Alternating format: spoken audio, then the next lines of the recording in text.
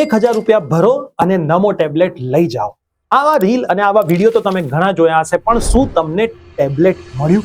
August 2017 ની અંદર government દ્વારા નમો ટેબ્લેટની યોજના બહાર પાડવામાં આવી હતી, જેમાં દર વર્ષે 200 કરોડનું બજેટ 3 લાખ વિદ્યાર્થીઓને ટેબ્લેટ આપવા માટે ફાળવવામાં આવતું હતું। શરૂઆતમાં 18 અને 19 માં તો ઓનલાઈન રજીસ્ટ્રેશન થયા, વિદ્યાર્થીઓને ટેબ્લેટ પણ આપવામાં આવ્યો, પણ 2020 આવ્યો, કોરોના આવ્યું અને આખી ટેબ્લેટની યોજના માળીએ ચડી ગઈ અને 2022 આવતા તો બંધ થઈ।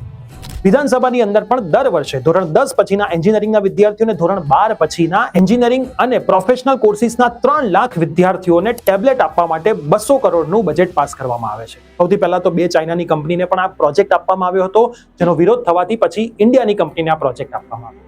2022, 2023 અને 2024માં પણ આ 200 કરોડનું બજેટ પાસ કરવામાં આવ્યું છે, પણ કોઈ પણ વિદ્યાર્થીનું ઓનલાઈન રજીસ્ટ્રેશન થયું નથી। તો આ 200 કરોડ રૂપિયાનું થયું શું? અને નમો ટેબ્લેટના નામે વિદ્યાર્થીઓને ખોટી આશા જગાડવામાં આવી। તો વિદ્યાર્થીઓ, તમે પણ કમેન્ટ કરીને કહેજો કે શું તમને ટેબ્લેટ મળ્યું? અને આ રીલ તમારા તમામ ફ્રેન્ડ્સને શેર કરજો, જેથી એમની પણ આંખો ખુલે કે ટેબ્લેટના નામે એક બહુ જ મોટો સ્કેમ આપણા ગુજરાતમાં થઈ રહ્યો છે।